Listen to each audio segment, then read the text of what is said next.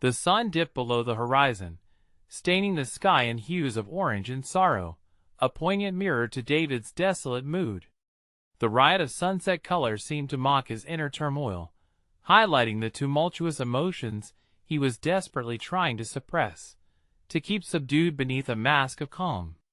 He carefully and deliberately placed the last suitcase by the front door, its modest weight a far cry from the heavy anticipation that usually surged through him before a meticulously planned family vacation.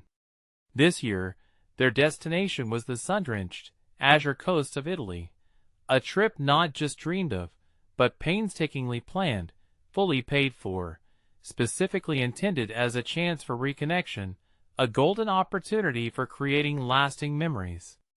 David, a man of 55 with silver streaks threading prominently through his once dark hair, had always considered his life an ode to stability and the unwavering bond of family. His company, a respectable mid-sized tech firm, was a monument to his relentless hard work, countless late nights, and deeply ingrained ethical principles. He was not a flashy, ostentatious individual, but a provider in his core. He was someone who genuinely derived joy from seeing his loved ones happy and secure, finding contentment in easing their burdens, big or small. His wife, Eleanor, had consistently been the radiant social butterfly of the duo, the effortlessly charismatic one who attracted friends seemingly without trying. Their daughter, Clara, was, without a doubt, the undeniable light of David's life. He indulged her perhaps more than was strictly advisable, driven by a burning desire to give her the idyllic childhood he felt he had been denied, consistently shielding her from the harsh realities he had weathered in his own formative years. Suddenly, the shrill ring of the phone shattered the fragile stillness. It was Clara, initiating the call. Her voice, typically bubbling with effervescent excitement, was strangely subdued, laced with hesitance and uncertainty, an atypical tone that worried him. "Dad," she started, the simple words sounding like a lead weight in the air. I need to talk to you about the trip." David's heart skipped an erratic beat within his chest. An unsettling wave of unease washed over him, a sudden and visceral intuition that something was profoundly wrong, perhaps fatally so. "What is it, sweetheart? Is everything okay? You sound distraught. I don't think you should come with us to Italy. I feel like the whole trip is going to be awkward for you and me. Mom and we think we need some girl time. We are going to be doing some things you will not want to be involved in." The words hung heavy in the air, each syllable a small blow, sharp and utterly unexpected. David felt as if he'd been physically slapped across the face. The stinging sensation of rejection was incredibly intense, a betrayal that cut deeper than any knife could. He attempted to mask his raw hurt with a forced, strained laugh. "Awkward? Clara, what are you possibly talking about? We've been carefully planning this trip for months now. I know, Dad, I really do, but things have changed, dramatically, and recently so. And that is why you need to please don't make this harder than it already is for us, okay?" The line went chillingly dead. David stood there, phone still clutched tightly to his ear, the stark silence amplifying the swirling vortex of confusion and agonizing pain that was now churning within him. He looked at the neatly packed suitcases, which had now morphed into bitter symbols of a shattered dream, already gathering dust. The highly anticipated trip, he realized with a sinking heart, was simply not going to happen, not with him anyway. He glanced at the framed photograph next to him. A younger, more optimistic David stood proudly flanking his beaming wife and his little daughter. That was a better time, when Eleanor loved him unreservedly, when Clara would always tearfully run to him whenever she stumbled and skinned a knee. Now, all he felt towards them was an unnerving coldness, a stark contrast to the all-encompassing warmth he used to feel, and he didn't like it one bit. As he stepped outside to go for a long and needed walk, he wanted to scream from the very top of his lungs. He wanted to cry like the helpless child he once was, seeking comfort. But he couldn't.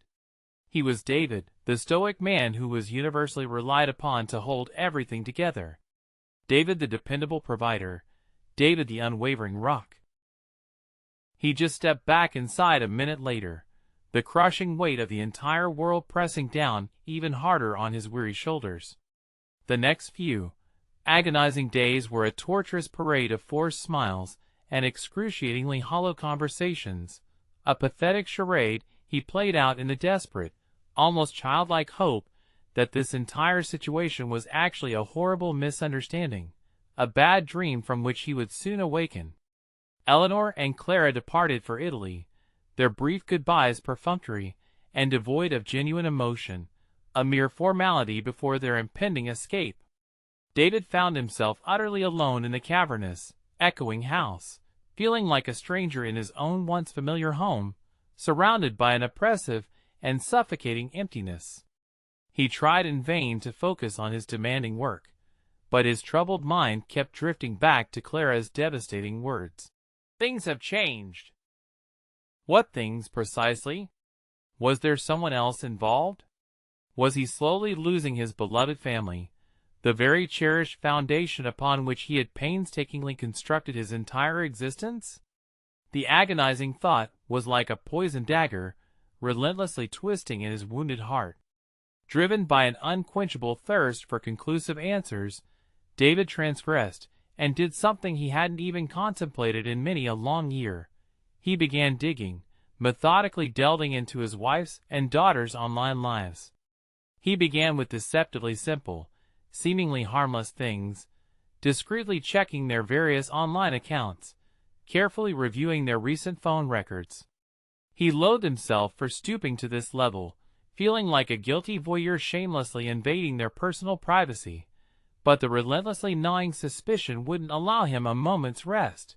It consumed him entirely. Then, with a jolt, he found it.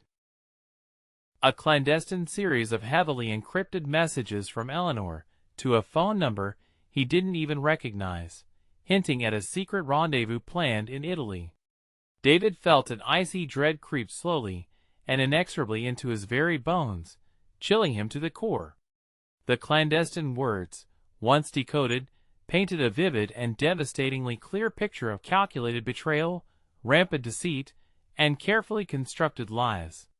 He spent the next several hours meticulously piecing the bewildering puzzle together, the shocking truth slowly coming uncomfortably into sharp focus. Eleanor was undeniably having a torrid affair.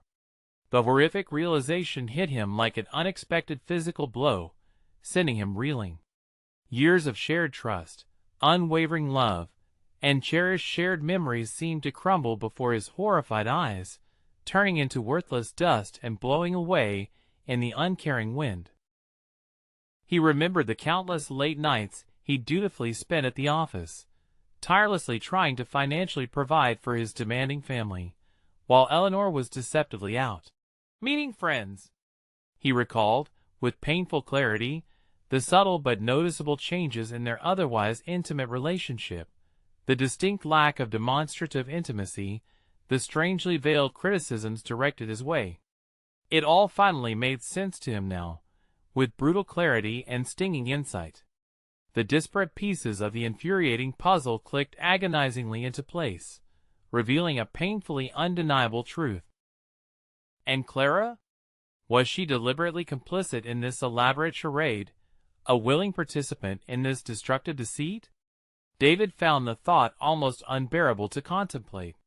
He desperately wanted to fervently believe that his darling daughter was unequivocally innocent, an unsuspecting victim of her mother's calculated deception, but the damning memory of her cold, dismissive voice still haunted him mercilessly.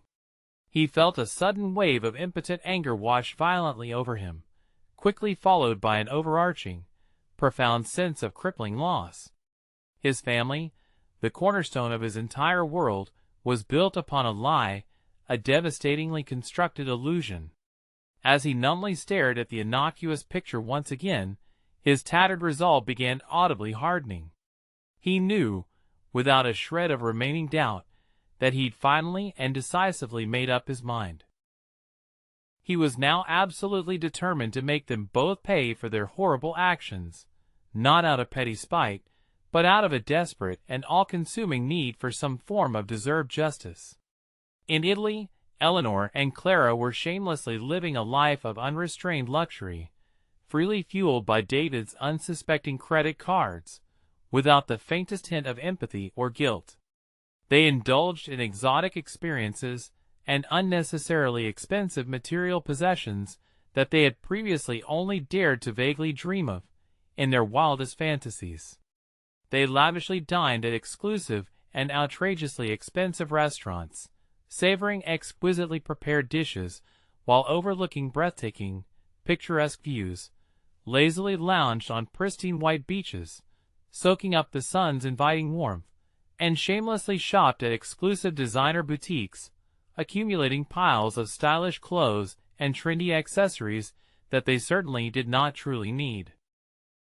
Eleanor recklessly basked in the flattering attention of her new, much younger lover, a far more exciting man who made her feel vibrantly alive again, while Clara brazenly posted countless pictures of their lavish vacation on various social media platforms, carefully and calculatingly curated to paint a flawless picture of superficial happiness. Returning to the isolating echo chamber of his home, David poured himself a generous measure of aged Scotch, the amber liquid swirling thoughtfully in the intricately cut glass, reflecting the subdued lighting of the library. The familiar burn as the liquor went down offered a meager sense of comfort. Justice, he knew, wouldn't simply materialize, it had to be deliberately engineered. As he contemplated his next move, a persistent knock echoed through the house, startling him out of his dark reverie.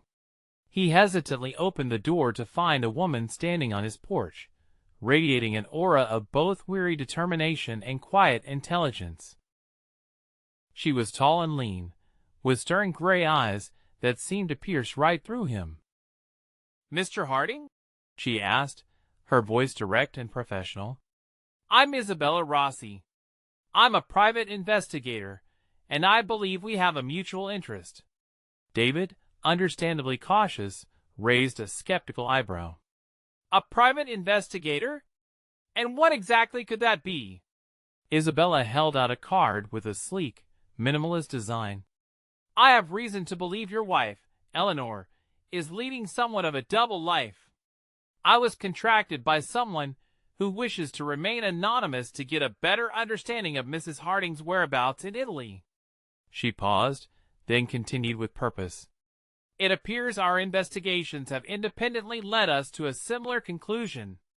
I can assure you, sir, that your wife's conduct is anything but virtuous." Her piercing gaze assessed David's genuine reaction to her words. "I can bring you on as a client, and if you want, I can continue my investigation to ensure you get the justice you seek. If you don't, I was never here."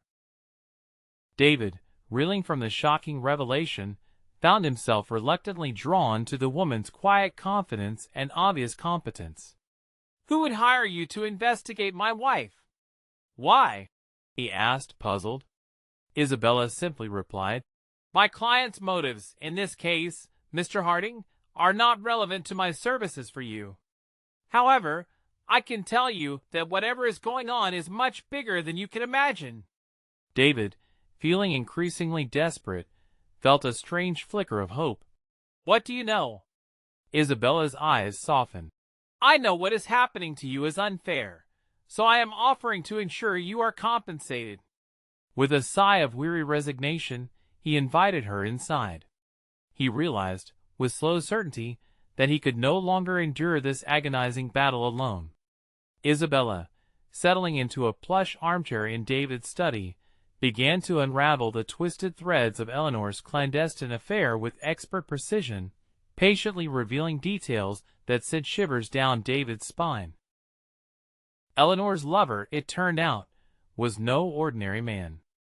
Marco Visconti was the charming and enigmatic scion of a notorious Italian family, known for their questionable dealings and deep ties to organized crime.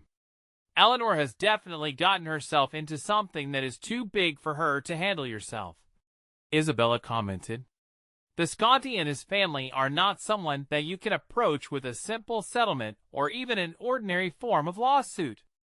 The revelation that Eleanor had willingly entwined herself with such a dangerous individual sparked a fresh surge of both fear and anger within David. Not only had she betrayed his trust and stolen his financial security, but she had also now recklessly placed him, and possibly Clara, in grave danger. "What do they want?" David asked, his voice barely above a whisper, realizing the stakes were now much higher than he ever had thought. "That's what I'm still trying to uncover," Isabella said. "But I strongly suspect it's not just about an affair. We need to find out what Eleanor knows, what she might have promised them, and how deeply she is involved." As Isabella diligently worked the case, David wrestled with his conscience. The only thing he could depend on was his unwavering loyalty and sense of responsibility toward his daughter, regardless of her possible complicity in Eleanor's duplicity. He recalled a conversation he'd had with Clara around a year ago. She'd casually mentioned a new online friend, Marco, who lived in Italy. David shuddered as he finally put the pieces together.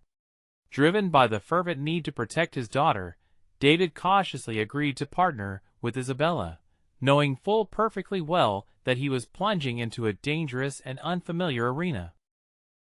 He could only hope that their combined resources and strategic skills would be enough to safely navigate the treacherous terrain that lay direly ahead.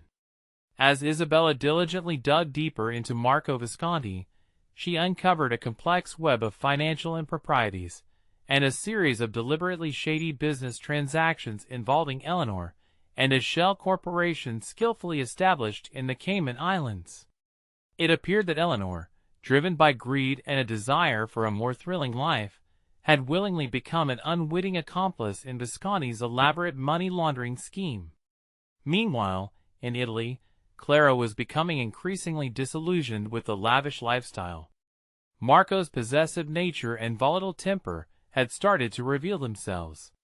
Once charming, he was now very controlling, isolating her mother from her friends, and trying to turn her into a decorative object for his own amusement.